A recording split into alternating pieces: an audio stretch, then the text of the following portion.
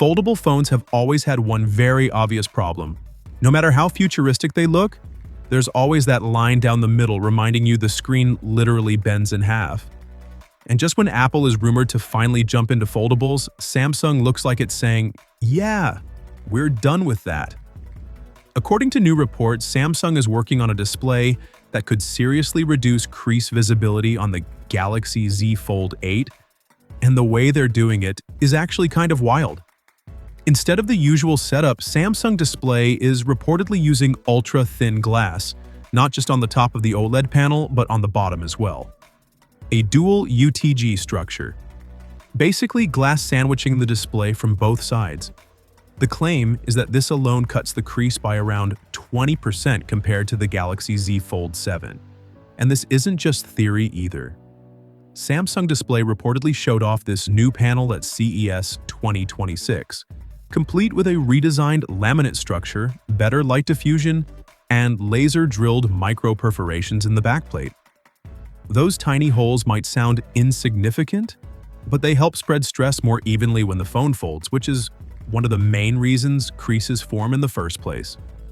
Now here's where things get really interesting. Apple and Samsung are both expected to use Samsung Display's near creaseless OLED tech for their upcoming foldables, but not in the same way. Apple's foldable iPhone is said to use a glass substrate underneath the panel. Samsung, on the other hand, may stick with a laser-drilled metal support plate for the Galaxy Z Fold 8. That difference actually says a lot. Apple's approach likely prioritizes rigidity and long-term structural stability, while Samsung seems more focused on flexibility and managing repeated folding stress. So even if both displays look similar out of the box, they could age very differently over time. And let's be real, foldables have always had three big weaknesses compared to normal flagships: the crease, smaller batteries, and compromised cameras. Battery life and camera performance have already improved massively over the last few generations.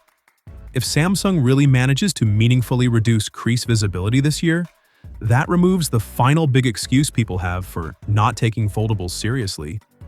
So the big question is this: do you prefer Apple's make it solid and last forever philosophy, or Samsung's optimize for flexibility and feel approach?